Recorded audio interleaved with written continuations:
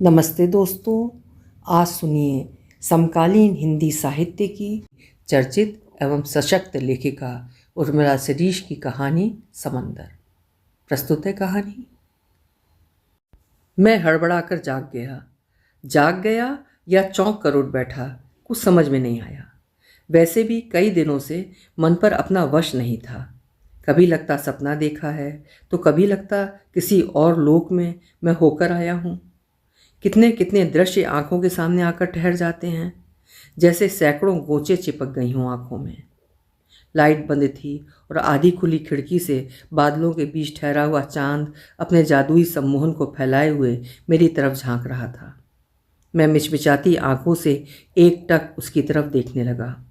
इतनी दूर से वो मुझे घूर रहा था, निर्विकार भाव से अपनी आभा मेरी आंखों पर छिड़क रहा था। सन्नाटे में डूबे ब्रह्मांड की लय को थामे ये रात्रि कहीं मेरी जान न ले ले।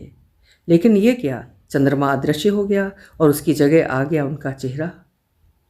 शांत, उदास, भावविहीन चेहरा, रोने से थकी, सूजी बोझिल आंखें।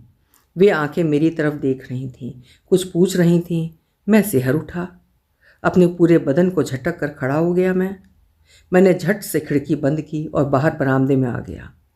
नीचे पेड़ों के पास गाय बैठी थी और आसपास के मकान रात की निस्तब्धता में तमाम जीवन रागों को छुपाए बाहर से सोए हुए लग रहे थे। सिगरेट सुलगाकर मैं जोर जोर से कश लेने लगा। मेरा शरीर पूरा दुख रहा था। पांव पसार कर वहीं बैठ गया मैं। पेड़ों के पार छनती रोशनी में फिर वही चेहरा आ गया। मैं भय से कांप उठा। मेरे प्रिय दोस्त, तुमको यूं ही जाना था क्या? अब इनका क्या होगा?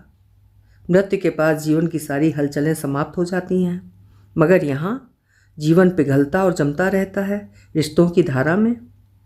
छाती में उठता गोला जोर जोर से घूमने लगा। मैंने आंखें मूंद लीं, मगर दृश्य फिर भी आकर ठहर गया। सबके बीच सामने की कतार में बैठी हैं वे। रिश्तेदार तथा करीबी लोग उन्हें घेर कर बैठे हैं। कोई पानी पिला रहा है तो कोई ग्लूकोज, मगर वे हैं कि हिलती तक नहीं है। देह में कंपन नहीं, उत्तेजना नहीं, विलाप का तूफान नहीं, रुदन के घात प्रतिघात नहीं, छाती पीट पीट कर रोने का अभिनय भी नहीं। सारे शोर, सारे चीत्कार उनके हृदय में जा समाये हैं। सदमा लग गया है, कोई कहता है।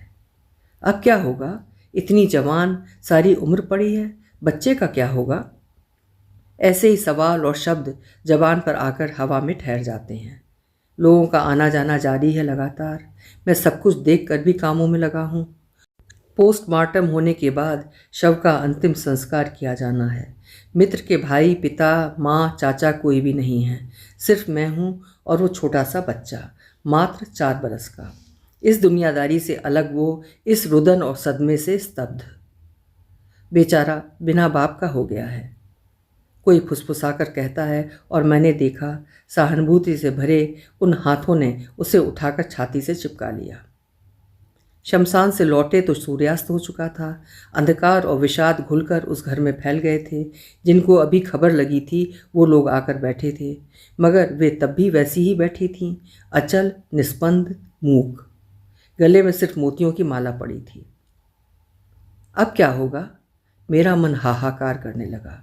20 साल से साथ रहने वाले मित्र को हमेशा के लिए देह मुक्त करके आया था। सिर चकरा रहा था और आंखों के सामने जलती हुई चिता की लपटें धधक रही थीं।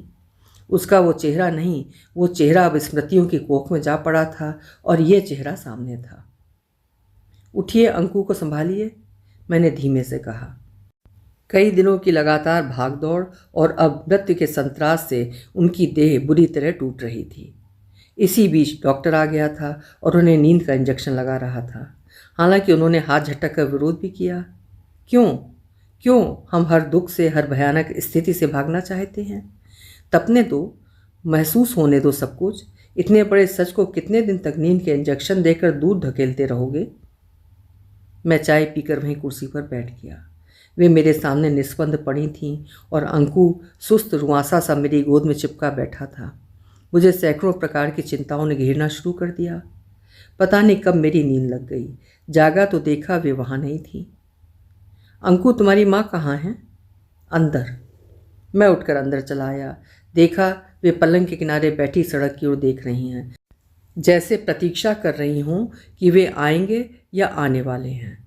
मैं उनके लिए चाय बनाकर ले गया। मेरी तरफ क्षण भर के लिए देखा उन्होंने। वही नाक पर एक बिजली की तरंग चमकी और नाक को लाल करती हुई आंखों में समा गई। कई कई आंसू चाय के प्याले में टपक उठे। चाचा, मम्मी फिर रोने लगीं। मेरे पापा को सबने मिलकर आग में जला दिया। मैं किसी से बात नहीं करूँगा। अंकु ने मेरे हाथ को झटक कर कहा। मैं सन्न सा उसके रोष से भरा चेहरा देखता रह गया। धूप फैलकर पलंग पर बिखर गई थी और पेड़ों पर चिड़ियाँ कलरव कर रही थीं।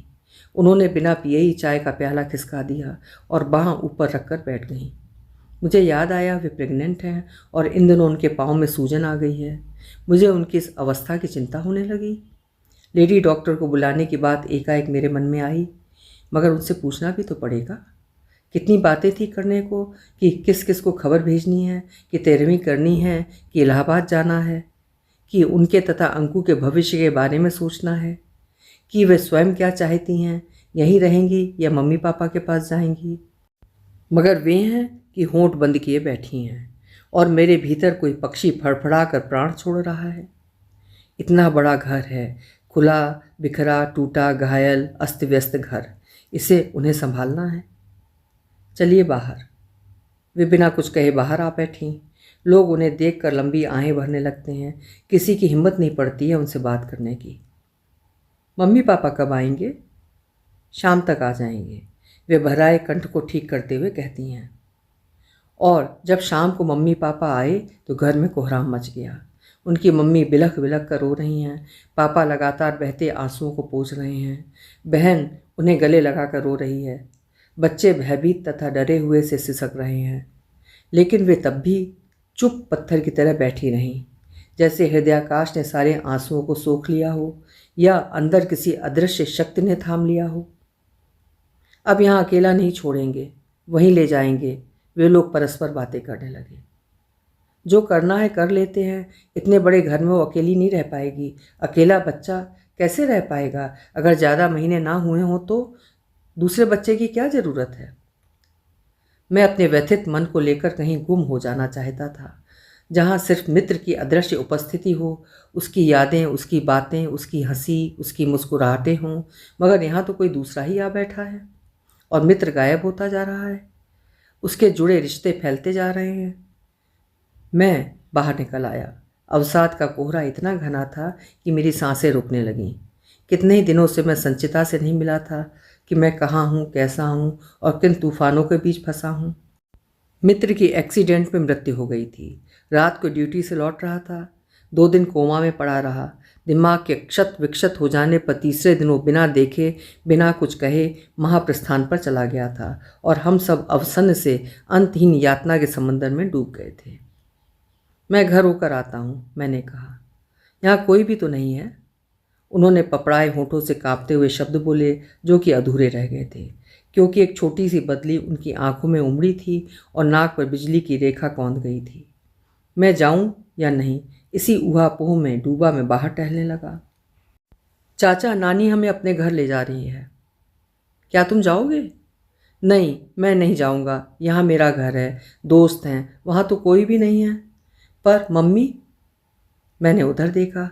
वे अलमारी से कुछ निकाल रही थीं। उनके कटे हुए बाल खुलकर गर्दन पर बिखर गए थे। रंगीन साड़ियों से भरी अलमारी देखकर मैं सिहर गया। क्या वे इनको नहीं पहनेंगी अब? मेरा मन कराह उठा। नहीं, रंगों का ये रूप उनके जीवन से नहीं जाना चाहिए। उन्होंने कुछ पेपर्स मेरे सामने लाकर रख दिए। क्या है? मेरी मार्कशीट्स और सर्टिफिकेट्स। किस लिए? अनुकंपा नियुक्ति के लिए आवेदन कर दीजिए।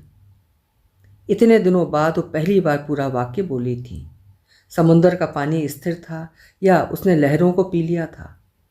मैं स्तब्ध सा उनका चेहरा देखता रह गया, जिस पर सफ़ेद कुमलाए फूलों की रंगत बिछी थी। मैंने आसपास देखा। कोई सुन तो नहीं रहा है, वरना कहेंगे कि पति की मृत्यु को 12 दिन मात्र हुए हैं और वे अपने बारे में सोचने लगी। मगर मैं जानता था उनके भीतर कितना भीषण झंझावात चल सा रहा होगा कि उन्हें इस शोक में भी पेपर्स ढूंढने पड़े। उनके माता पिता जाने की तैयारी कर रहे थे। मकान बंद करके जाएंगे, बाद में बेचने का सोचेंगे, उनकी माँ कह रही थी। आप ये काम जल्दी से करवा दीजिए, उन्होंने फिर दोहराया। मैंने देखा उन्होंने नीचे से अपना पेट को पकड़ रखा है, कहीं उन्हें कोई तकलीफ तो नहीं है, या बच्चा अंदर हलचल कर रहा है। उनको नौकरी मिल जाएगी, मैंने उनकी माँ से कहा, लेकिन वो यहाँ किसके भरोसे रहेगी? मैं असहाय सा उनको देखता रहा। आखिर मित्र के परिवार को मैं कितना संभाल सकता हूँ? छटपटाहट और दुश्चिंता के कारण मेरे पांव डगमगा गए। मैं टकराता गिरता पड़ता बरामदे तक आया और ऑटो में बैठकर घर आ गया। मुझे लगा मैं तेज़ बुखार में तड़प रहा हूँ। संचिता को फ़ोन करके मैंने बुलाया। पता नहीं क्या फ़ैसला लिया होगा उन्होंने। क्या वे चली जाएंगी? जाएंगी तो क्या करेंगी? मैं जल्द जल्द तैयार होने लगा। फाइल में रखे पेपर सामने रखे थे। जब मैं वहाँ पहुँचा तो देखा वे बरामदे में बैठी सामान व्यवस्थित कर रही थी। देखा मैं कितना समझा रही हूँ इसको, मगर ये कुछ बोलती ही नहीं। मैंने उनके झुके हुए चेहरे की ओर देखा, जिस पर धूप के छाया कण झिलमिला रहे थे। इस दौरान उनका चेहरा एकदम दुबला तथा चपटा सा हो गया था। अंकु के स्कूल फ़ोन कर दीजिए, मैं बता दूंगा। मैं मन ही मन छटपटा रहा था कि क्या वे इस शहर से जा रही हैं। वहाँ अप्लाई करना है, उन्होंने दोहराया। उनके पापा मेरे करीब खिसक आए और कंधे पर हाथ रखकर बोले, तुम ही सोचो बेटा, यहाँ अकेली रह सकेगी? अपना कोई भी तो नहीं है, वहाँ हम भी चिंता में घुलते रहेंगे। इस बार उन्होंने सिर उठाकर गुस्से में देखा और बोली, हमेशा कौन किसका साथ देता है, किसका साथ रहता है? सबको अकेले ही जीना पड़ता है। क्या आपको अब भी ये बात समझ में नहीं आ रही है? पापा प्लीज़, पेड़ तो कटकर गिर ही गया है, उसकी जड़ों को तो मत उखाड़ो।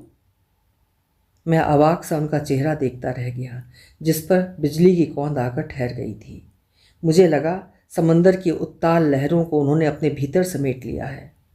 मैं उठा और फाइल लेकर बाहर निकल आया। अभी आप सुन रहे थे उर्मिला शिरीष जी की लिखी हुई कहानी समंदर। कल फिर मिलेंगे। हिंदी का उत्कृष्ट साहित्य सुनते रहने के लिए मेरे चैनल को सब्सक्राइब जरूर करिएगा, कहानी को लाइक करिएगा और शेयर भी करिएगा। बहुत बहुत धन्यवाद।